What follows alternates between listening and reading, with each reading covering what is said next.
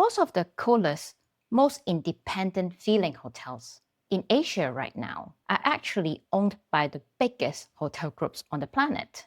And they are doing it on purpose. You have probably stayed at one without realizing it. I'm Helen Tsui. By the end of this video, you will know why hotel giants build brands like Ace Hotel Kyoto and RYSE Autograph Collection that hides their own name. How a lobby like Mondrian Singapore Duxton's actually functions as a business strategy, and why Asia has become the testing ground for this entire playbook. This is Hotel Story Asia. Before the pandemic, hotels mostly compete on scale, larger rooms, formal service, and visible luxury. The goal was simple: make guests instantly recognize the international brand and trust that the experience would be consistent whenever they stay. That works for decades. But over the last 10 years or so, the way we choose hotels has gradually changed. Today, many people book a hotel because of the atmosphere, the social energy, whether it feels connected to the local culture, and whether it fits their lifestyle, not just because it looks expensive or impressive. That's a real shift in traveler behavior. Today, travelers want a hotel to feel comfortable, socially vibrant, easy to spend time in, and connected to how they actually live, especially now that social media plays such a big part in how people discover and experience destinations. So hotels get judged now on how authentic they feel, how well they connect with the local culture, and the overall experience they create, not just by traditional ideas of luxury. And that's changing hospitality branding around the world. Here is one of the biggest changes happening right now. Hotels are becoming social destinations, not just places to stay. People check in and they actually want to spend more time outside of the room. You can see it in how many newer hotels are built around the lobby.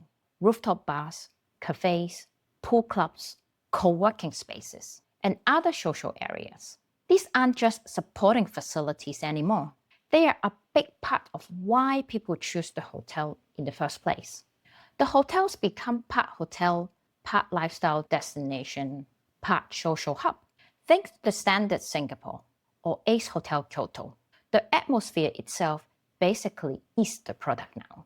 Mondrian Singapore Duxton is a clear example of this in practice. Closer to home, when you walk in, the lobby doesn't feel like a place you check in and then leave. It flows straight into Christian's Cafe, where you have got hotel guests, laptop people, business meetings, and neighborhood locals all mixing together throughout the day.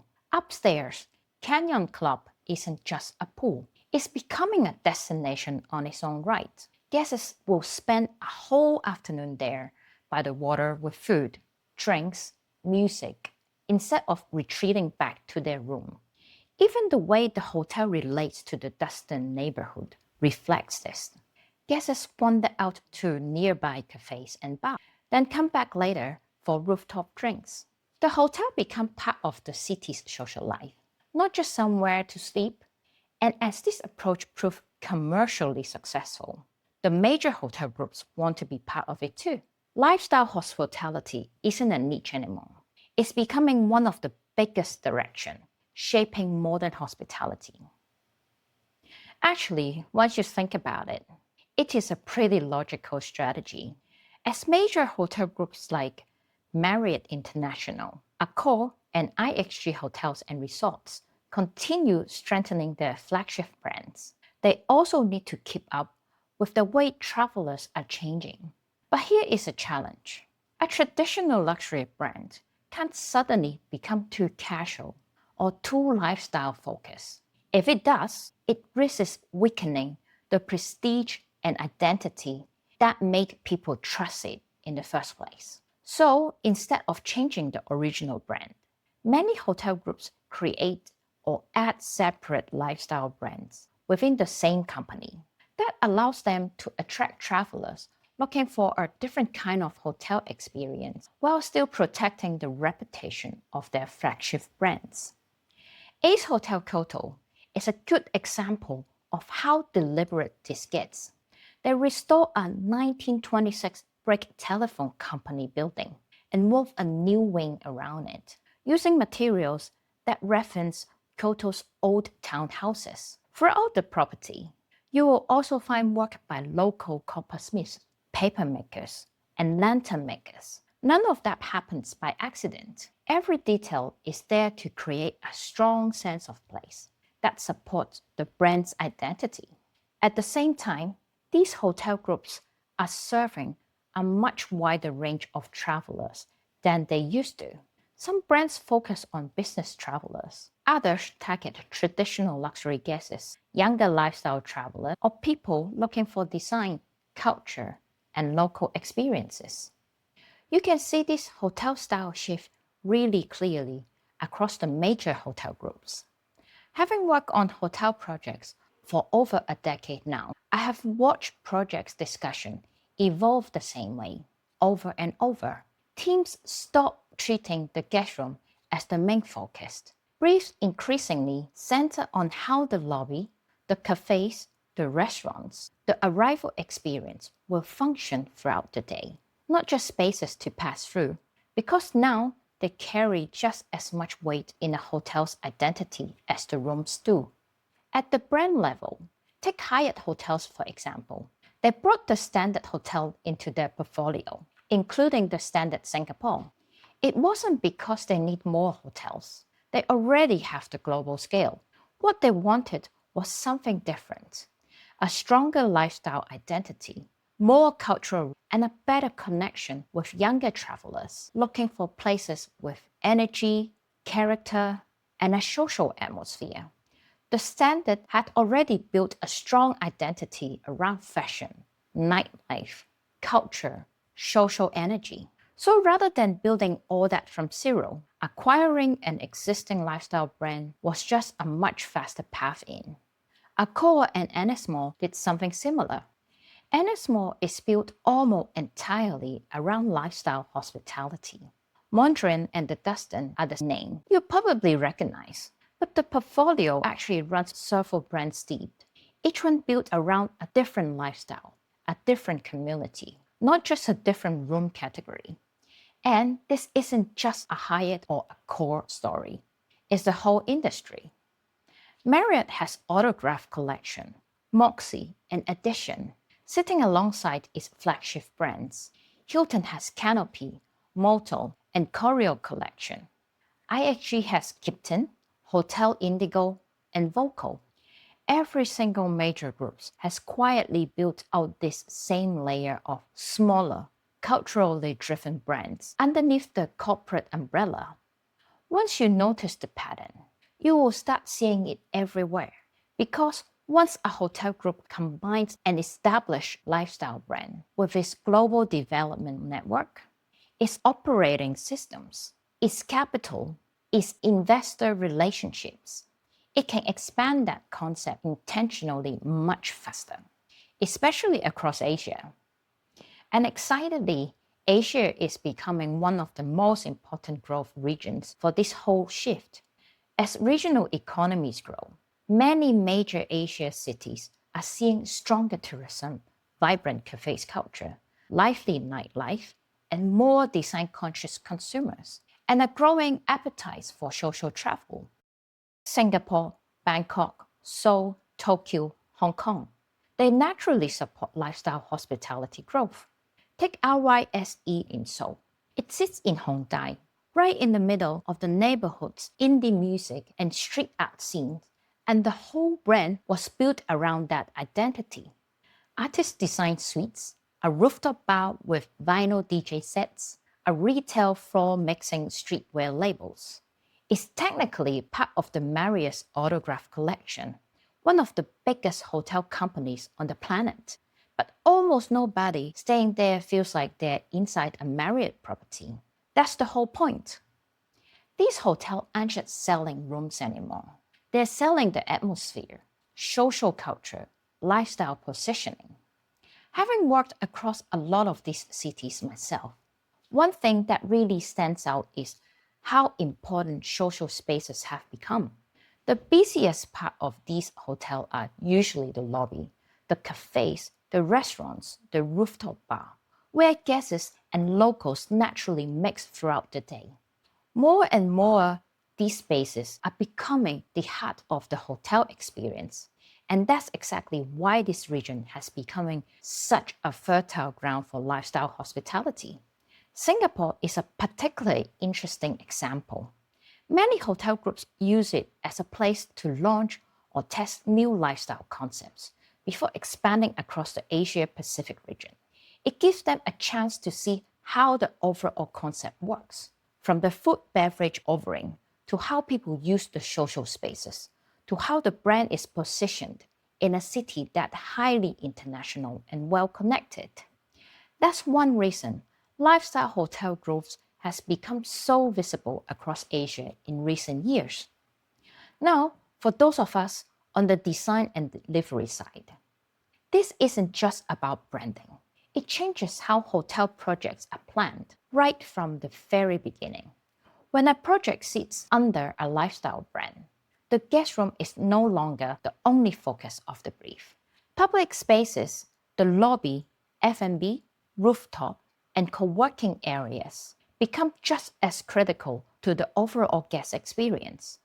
That means spending more time upfront developing the F&B concepts, going through more reviews rounds on the social spaces, and bringing the F&B operations and brand teams into the conversation from the very beginning, rather than adding them near the end. It also changes who is actually in the room. Traditional hotel projects are largely driven by architecture, interior design, and hotel operations. Lifestyle brand projects increasingly bring in brand strategists and F&B consultants from day one, because atmosphere has to be designed just as deliberately as the floor plan. If you're working on one of these projects, here are 3 things I would check early. First, look at whether the F&B concept has its own dedicated design lead, separate from the interior design team. If it doesn't, that's often a sign that F&B experience is being treated as an afterthought, and it will usually show in the final result. Second, check how much of the ground floor is genuinely open and welcome to non-guests. Trunk Hotel Tokyo is a good benchmark. That brand's philosophy is built around the idea of socializing, and its ground floor restaurant is deliberately designed for the local neighborhood as much as hotel guests. That's not a business lobby by accident. It's a business decision made right at the start about who the spaces it's meant to serve. Third, ask early how the brands want to express local. Does it mean commissioning work from real local artists and makers? Or does it simply mean using local-inspired decorative elements? That answer will shape your sourcing strategy from the outset.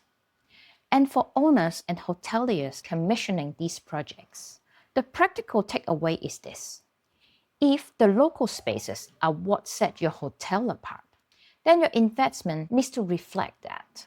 The lobby, restaurants, bars, rooftop, and other shared spaces shouldn't be treated as supporting amenities. They should be planned, designed, and evaluated as part of the core product from the very beginning.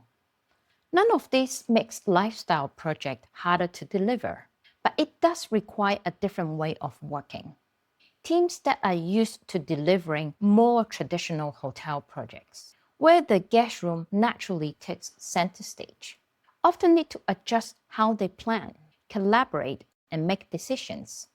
The earlier everyone aligns around the lifestyle concept, the smoother the project tends to run. To me, the most interesting part of this whole shift is pretty simple.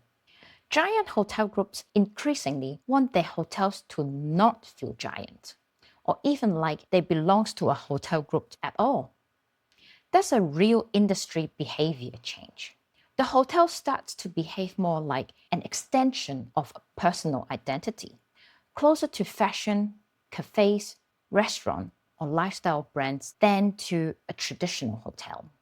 And that changes how hotels get branded, how public spaces get designed, how F&B gets programmed, how these companies expand globally. Lifestyle hospitality isn't just about interior design anymore. It's about how people experience the culture and atmosphere around the hotel itself. Lifestyle hospitality didn't go mainstream because people suddenly stopped liking luxury. It went mainstream because modern travelers want hospitality to feel more personal, more expressive, more connected to how they actually live. And once that market proven commercially successful, the large hotel groups want to be part of it. But here is what is interesting.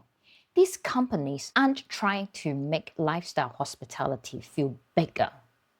They're trying to make giant hotel company feel smaller, more human, more culturally connected, more socially relevant. That's a real shift happening right now.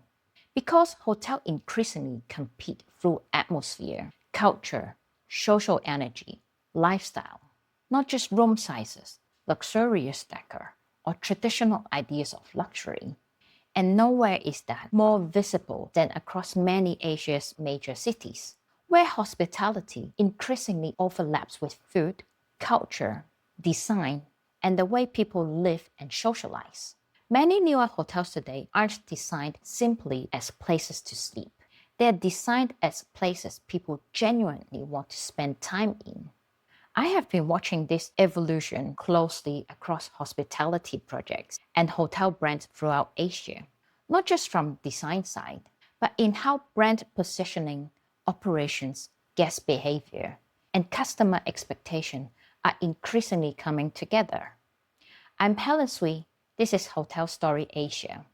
In the next video, I want to explore a question that sits underneath all of these. If lifestyle hotels have becoming this influential, does that actually make them less luxurious? Has our idea of luxury quietly changed as well?